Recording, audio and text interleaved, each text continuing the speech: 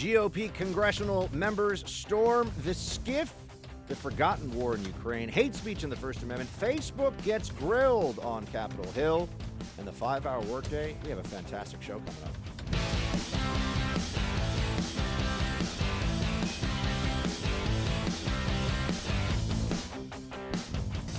Welcome to the Buck Sexton Show, everybody. Great to have you here with me. It's a wonderful, wonderful Thursday here in New York City. I almost got the day wrong. Reminds me of the time I was filling in for Rush Limbaugh, and I think it was New Year's Eve. And happy Christmas Eve, everybody, to start off the show. That was really setting the tone there, wasn't it? Get the day wrong. You'd be amazed how stuff like that can happen, though, when you have a few million people listening to you for 3 hours. So what do we have now? We got a bunch of topics today that I wanted to get to that I just think are really good for conversation today. Some water cooler stuff, things you can talk to your buddies about. I'm not going to spend that much of the show on the impeachment because I'm hoping a few things. One is that the American people will just grow tired of this. That it's just going to be, which is, I also note, that's why Democrats, in my estimation, are trying to make this whole thing just go very as they can. They're hoping that they can control the process and control the timeline for maximum damage, but they have to know that eventually this is just going to get boring. And look, the Benghazi hearings stretched on too long. Some people, when I say that, but one, I told everybody as soon as Obama won the election, I said, forget about any accountability for Benghazi, because the only real accountability was going to be political. And the moment that Obama and all of his people stayed in their government positions, all of the cabinet members and heads of various federal agencies, there's no way you're ever going to really get the truth. And by the time the next president came along, they would have already either covered the tracks or also just public interest would have waned down to the point where nobody would really pay attention.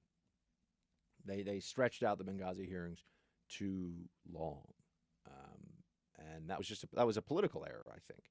Now, the initial hearings were absolutely worthwhile. These hearings are ridiculous, but we already know what was said on the phone call. I don't really care what the perception of different government employees who work for the Trump administration was about whether a policy issue felt a little too political for them, or I frankly don't care. This is fundamentally what President Trump did in Ukraine is not a crime. They keep trying to say it's a crime. It's not. Even if all of their assumptions and their framing of this and the narrative is true, there's not a statute that has been violated. Otherwise, you'd be hearing about it all the time. This is why you're also hearing the emoluments clause. Emoluments clause, once again. That's supposed to be the one that ends the presidency. Sure, good luck with that. But this is a question of whether you think that the president did something that was a political violation, meaning that people would be uncomfortable supporting him because he wanted an investigation of Russia collusion origins stretching back to the 2016 election, which was used to get a special counsel going, which was used to investigate Trump associates in prison. That happened. The media is still shockingly incurious about this, and they try to dismiss any new information about this as a conspiracy theory. And that's what you always hear. It's a conspiracy theory. Well, what is the difference between having a series of events that you tie together with some hypothesis that you then want to test out through an investigation and a conspiracy theory when it comes to Democrats? See, they make the judgment before there's the investigation. That's why they are so set on calling it a conspiracy theory. They're trying to negate whatever real information comes out of Durham Attorney General Barr going to Italy, going to different foreign counterparts. What was going on here? Who was this Mifsud guy? Alexander Downer of Australia? And how did all this get going? I thought that this was worthy of a full field investigation. Who thought that meeting with Christopher Steele, the author of the phony dossier, that was not just a good usage of government paid dollars, but that it should be, in large part, almost entirely, a Foreign Intelligence Surveillance Act FISA warrant? Those aren't questions that journalists would find interesting. No, of course not. I do believe that there's some degree of protecting themselves that is tied to all this as well. They recognize that the journalistic establishment in this country, which is a hard left establishment now, well out of the mainstream of your standard American and their views of the world, their views of journalists have become a class unto themselves. Because to be a journalist, unless you're willing to operate in the much smaller pool of conservative media, which is what I do, but to be a journalist in the broader sense, you have to play by their rules and agree to their terms and also sign on for their agenda. If you don't sign on for the agenda, you're never going to get anywhere. You're never going to you're never going to write something that people read. You're never going to be on TV that people watch. It's not going to happen. And so they're not interested in getting the truth as a class, as a group, almost like an entity. And it couldn't be any more clear. They also are willing to run interference for what is the biggest partisan sham process. In some ways, it's actually worse than the special counsel. The special counsel had more teeth, had more legal force behind it, but they're completely, at least there was some guidance, and there was technically supposed to be oversight of the Department of Justice. That Rod Rosenstein decided that there really wouldn't be any effective oversight of the Mueller probe was a decision that he made as a Trump appointee. That's on him. And at some level, I suppose, well, the president couldn't remove him because everybody would have said it was the end of the republic. You know what I mean? But in this, Congress is just making it up as they go along. And that then brings me to the latest here, the storming of the SCIF, Secure Compartmented Information Facility, I think. Man, I used to be so good with all the acronyms from my time in the CIA. I knew all the cool acronyms. I could speak in acronym-ese. I knew all the I knew the military acronyms, intelligence acronyms, federal government stuff. Really was like just a constant alphabet soup bouncing around inside my head. And now I have to sort of think about them a little bit. I was so sad. Somebody asked me recently, or I was talking about the intelligence service, and it actually took me a minute to come up. The General Directorate of Security in France. It took me a second. I couldn't remember. I said, man, Buck, your CIA skills are getting rusty, my man. But I digress. So what happened with the SCIF? You can hear a lot of journalists throw that term around today. They like to use the cool insidery government lingo. So what happened inside the SCIF? Well, Representative Matt Gaetz, who I always feel like he is the guy who is the bad guy in the frat movie, who's like giving the nerds, the protagonist nerds wedgies. He just kind of looks like, I'm just saying, people have said about me that I look like a bad guy from a John Hughes movie in the 80s. Sort of a similar idea. So maybe, I see in others what some have seen in me. Although I'm so nice, I would never give the nerds wedgies. The nerds and I was kind of a nerd. The nerds and I were always friends. But Matt Gaetz decided that he was going to pull, this is a stunt. Let's just about it. It's a stunt. If you were a Democrat, if you're a leftist, you'd say this was raising awareness.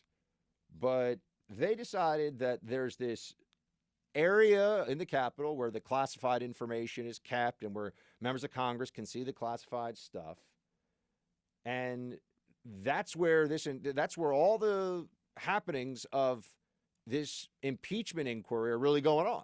It's happening behind closed doors, and the stuff's being kept in classified settings. And that's why the leaks that are occurring are so precise and targeted, always to damage Trump. Here's what Representative Gaetz, fresh from throwing nerds in the pool for showing up at his toga party, no doubt. Here's what he had to say. Play 13. We're going to go and see if we can get inside. So let's see if we can get in. Congressman, please, how many questions? Go in. Congressman, any You get the idea. He's like, we're going in. We're going in, bro. Okay. That's one way to go. So they're going in. No surprise here. The Democrats are completely apoplectic in response to this. Representative Ted Lieu, who is facing none other than my friend Brandon Fricke, who we had on the show as an independent candidate out in California. We really hope Brandon at least can make it a painful and expensive reelection for being able to have a massive upset against him. But Ted Lieu, who's a Russia collusion conspiracy nut and has already debased any sense that anyone could ever have of his integrity in this process. Here's his version of why this whole walk into the SCIF occurred. Play 11, please. You may wonder, why is it happening now? Because Bill Taylor gave a devastating opening statement yesterday. They're freaked out. They're trying to stop this investigation. They don't want to hear from witness Cooper today. So you got to spin it right away as, oh, they're doing this because they're so worried. After that witness Taylor really just gave his impression of a complicated series of foreign policy decision-making events that were often didn't directly involve him, or at least that he wasn't a first-person participant in. So that's just like his opinion, man. I mean, let's be honest. But I've got a better question for Ted Lieu. Why can't we see the transcript of the many hours of questions after Taylor's testimony? Why is that not? Why aired clearly anti-Trump Taylor's statement leaked to the media, but we don't know what was said in the session afterwards? If there's any concern about information, then they should just scrub it and release a redacted version. Don't the American people have a right to know? Or is this just Congress operating like a country club where the membership committee gets to decide behind closed doors what goes and what doesn't, and everyone else just gets to deal with it? That seems to be the decision that Schiff and Lieu and Pelosi are happy with the Democrats making here. That seems to be the purpose of all this, just to maintain maximum control, limit transparency, and couldn't be any more obvious. It's about getting a political scalp. This is about taking a revenge of sorts on Donald Trump for not succumbing to the special counsel investigation, which I think a lot of Democrats really believed was going to be the end of the Trump presidency. And they don't care how obvious it is that this is an unfair process, that this looks gross.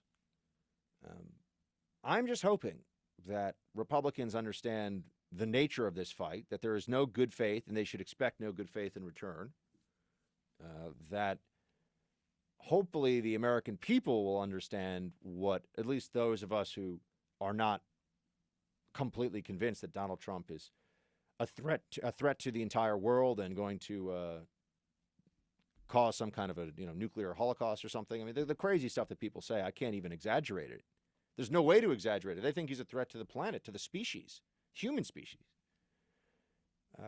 But people who don't buy into that, I am at least banking on some of them, if not all of them, to understand that this is a clearly political process that's just ugly politics. That's all. This isn't about the Constitution. It's not about, a commander-in-chief run amok. It's really not even about Ukraine. It's not about the Kurds. It's not about any of that stuff. It's not about the emoluments clause. They hate Trump. Their candidates kind of stink so far. They know that. And they're doing whatever they can. No holds barred. Hitting below the belt, whatever they have to do politically, they will do. That's it. And so you're seeing this play out now.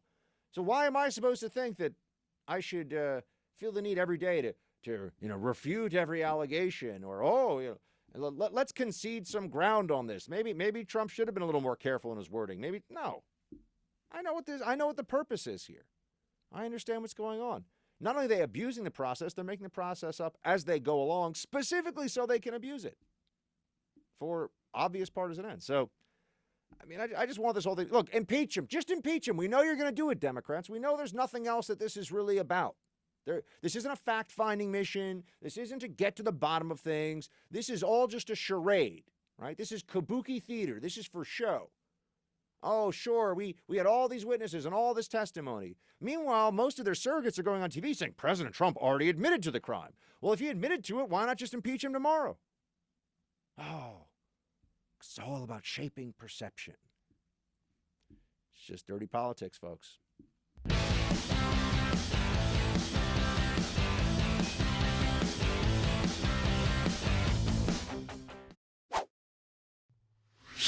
You had a number of Republican members who were not on the committees of jurisdiction try to go into this SCIF area, a secured area. They also brought in their cell phones, which is a violation. They violated the House rules by trying to crash committees, of which they don't sit on. All of this is an attack, right, on the investigation.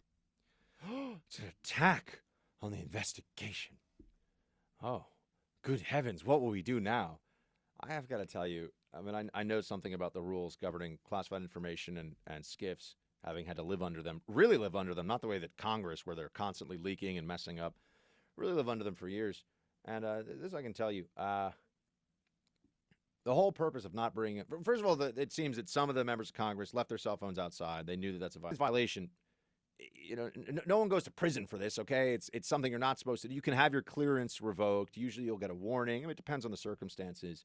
But the whole reason it exists is they don't want a device that sound can transmit audio to relay outside of a classified environment. You know, just theoretically, never mind if somebody could have their phone hacked and then turned on or opened up as a eavesdropping or listening device.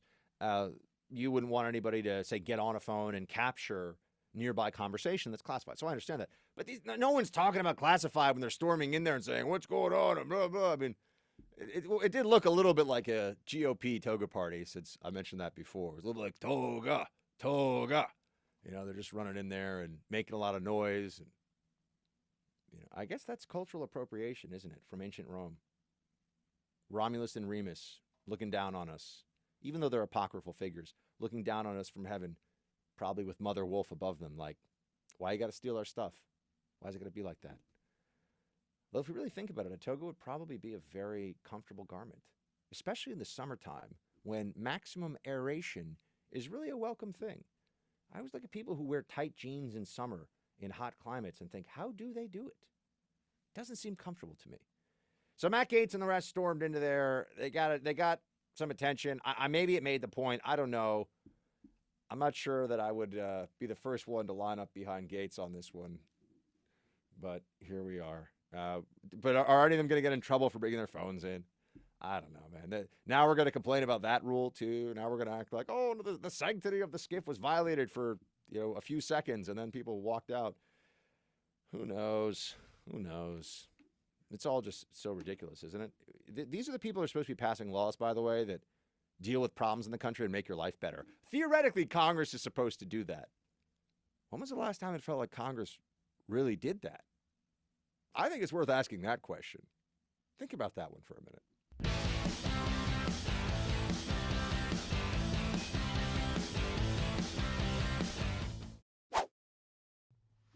By golly, if they're going to do it in public.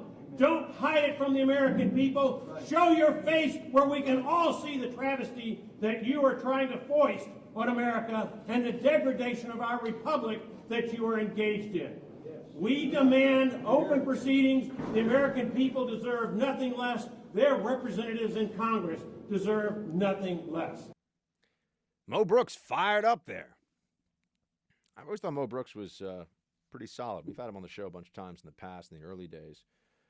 But how is this not a clear case? There shouldn't really be any counterargument here. There isn't a serious counterargument. What you always hear from the talking points brigade of Democrats on TV and in the media is, oh, we don't want there to be coordination of witnesses. Come on. First of all, you can say that about any congressional hearing. Second of all, this isn't a criminal inquiry. This is an entirely political hearing. The only real criminal sanction that anybody would face, unless they confess, I did this thing, 20 years ago, and the statute of limitations is still running. It would be lying under oath to Congress. So why would any of these people, they're acting under the assumption that people would be willing to lie about a material fact here, specifically to help one side or the other. And isn't it more likely that you'll get truthful answers from people if they're going to have to say this stuff out in public, really? I would offer that for many of these bureaucrats, they are much more likely to tell the truth if they know that everybody's watching than behind closed doors when they think, oh, well, if I get something wrong, or let's say I shade the truth a little bit, especially if I shade the truth that Adam Schiff wants me to in a way that hurts Trump, in a way that is helpful to the Democratic cause here of destroying Trump, well, then we'll just clean it up afterwards. They're not going to bring any charges against me. Where are the charges against the people just to prove my point. So this isn't just some wild theory. Where are the charges against the people who, to try and help the Democrat cause of defeating Brett Kavanaugh's Supreme Court nomination, lied demonstrably, clearly, beyond a reasonable doubt, lied about Brett Kavanaugh committing heinous crimes? They lied to Congress. Where's that situation right now? Why haven't those people been brought up on charges? Because the people that try to throw people in prison for minor crimes tend to be for minor crimes of process involving a politically sensitive topic. It's the left. It's Democrats. It's the totalitarian mindset. Most conservatives I know are usually like, whatever. I mean, if it's not that important, no one got hurt, give them a warning. Maybe that needs to change. Although, as I've recently been saying, we try to make the left live under their own rules, and they just don't. So I'm not sure that strategy, whether it's about what you can say or speech rules or rules for politics, they just embrace the hypocrisy. They embrace a two-tiered system of something for Democrats and something else for Republicans. How do we get beyond that? I don't know. Then it just turns into an all-out battle for power. It's a power dynamic playing out. But what do we see happening right now? Well, I mean, I think that the Democrats are worried about their candidates. Joe Biden's fundraising is abysmal for the moment, which means the money seems to have been cut off first, and I think the polls are going to follow very soon. Obama and Clinton's biggest donors, according to Politico here, are behind Biden. So the Democrat, there really is such a thing as the Democrat establishment. Or when I talk about the Democrat apparatus, it's the major media outlets, which all favor Democrats, but who are they supporting in this? The major donors, the big dollar donors, the major donors who have connections into media, into corporate America, with the unions. That's the Democrat establishment. And they have been completely carrying not so bright, deeply unimpressive Joe Biden on their shoulders this whole time. Well, it's kind of, we got some of the Obama connection going on here with him, so he's the one that we can make the next president. But what anybody who understands politics, especially in this current era, would know is, but didn't work for Hillary. Why would that work for Joe Biden? Against Trump, a non-traditional candidate, who, by the way, is raising huge sums of money for his reelection. So, and the war chest, Hillary outspent Trump dramatically in Trump's. Remember that this time around, that dynamic may change quite a bit. The money that goes to the Trump campaign, I'm sure, will be much closer to what it was, rather much closer to the Democrat challenger, whoever that may be, than it was when Biden and when Trump was running against Hillary. But that's part of the anxiety here, and this is why I think even saner Democrats in the Congress are looking at this whole impeachment procedure, process, whatever, and saying, well, I guess we got to do something. I guess we got to go on with this here. I mean, Representative Steve Scalise raises the most important question. If we had an honest press, they'd be asking this every day. Why is Schiff doing this in secret? What does Schiff have to hide here? Producer Mark, would you please play Congressman Scalise 16, if you would? What is Adam Schiff trying to hide? I think that's a question so many people have, so many of my colleagues have, so many people in the press should have, is through those hidden, closed doors over there, Adam Schiff is trying to impeach a president of the United States behind closed doors, literally trying to overturn the results of the 2016 election a year before Americans get to go to the polls to decide who's going to be the president. And frankly, it should be the people of this country who decide who's going to be the president, not Nancy Pelosi and not Adam Schiff in secret behind closed doors. What better example could you have of disrespect for our democracy? I know it's a republic, but Democrats always call it our democracy. We have a democratic process for a republic, a Republican form of a republic as our government. So I guess it's democratic in that sense. But we do not live in a democracy, certainly not a direct democracy. But just for our institutions, right? We've heard so much about that. What greater disrespect could one show for our institutions in the run-up to an election year, trying to create a largely secret internal political process that does at least have the possibility of ejecting a president from office before the American people can vote again and decide. I think that's very unlikely. I think the chance that Republicans would go along with, well, it's really even not about a percentage chance. What would it take for Republican senators to go along with the Democrats, or at least enough of them to go along? You get to a 2/3 vote. It would take something to emerge that's brand new, that is so unbecoming and unacceptable for a president that I have to come here on this show, for example, and say to you, sorry, guys, President Trump's got to go. How high is that threshold? It's wherever we've been with the Russia collusion stuff and the emoluments clause and obstruction. That's sort of down here at, in terms of my outrage, that's not even at sea level. That's below sea level. And we'd need to get to like K2, the really big mountain in the Himalaya range. I think it's in the Himalayas, isn't it? I hate when I get any trivia wrong on this show. Someone actually told me recently that my name comes from Middle Latin for sacristan. So Sexton actually comes from the sacristy, and that's where the sexton, the person who takes care of the church. I don't even know that. I was just hanging out with a friend of mine, and she tells me this. I was like, oh, wow, learn something new every day.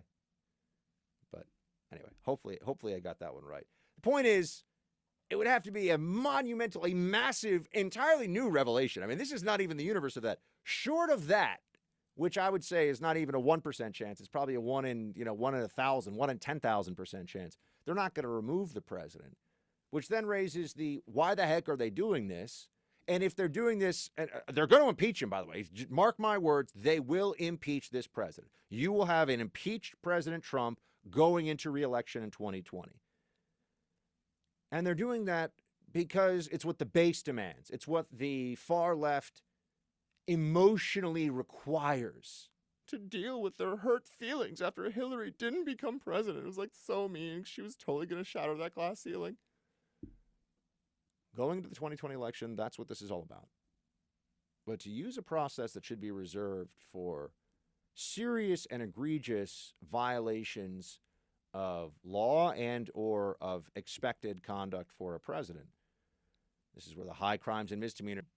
Judges used to get impeached for drunkenness on the job. If you look back at impeachment, it's happened more to federal judges than any other office. And it's happened for, I think it was like loutishness and drunken behavior. I don't know. Toga. I mean, stuff like that basically could get you kicked out of being a judge back in the day. Bribery. But bribery is also a crime. But bribery would be something where, if the president of the United States accepted a bag of cash to sign a bill, yeah, he's got to go. But he hasn't done that. Right now we're just getting into hypothetical.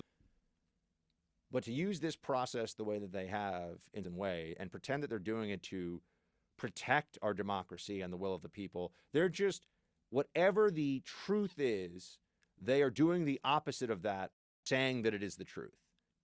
Whatever they're accusing Trump of, they are the ones actually doing. We are living in the upside down world, but this is what happens when you have Democrats who unfortunately have far too much cultural power, far too much media power still. And, look, we don't have enough, it's a frustration. We don't have enough cable news outlets for an alternative point of view to left-wing lunacy. We don't have enough. We've got one great one. We need more.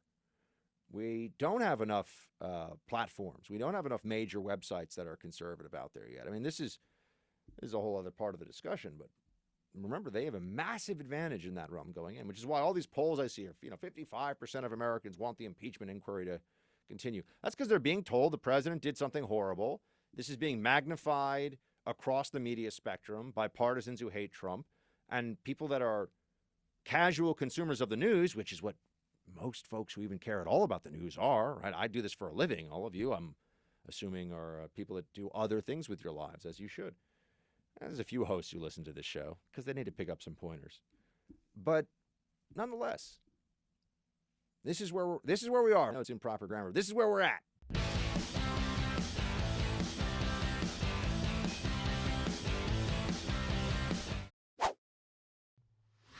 We don't deserve a president who goes out of his way to make life in America harder, crueler, pettier. He said He's working for the forgotten American. Well, he forgot about the forgotten American. Joe Biden thought that was clever, I can assure you. He's working for the forgotten American. He forgot about the forgotten American. That's going to be your next president? He's not even entertaining. Say what you will about Trump. Guy can be a little thin-skinned, a little erratic, a little, who knows. He is very entertaining, and he does not back down. That gets you a lot, at least in my book these days, in politics. And he, on core conservative issues, is fighting for our team. You know, sometimes it's worth asking, because this is where I also separate from a lot of my never Trump former colleagues and friends. Let's say we found out in 10 years that Trump this whole time was really a Democrat pretending to be a conservative.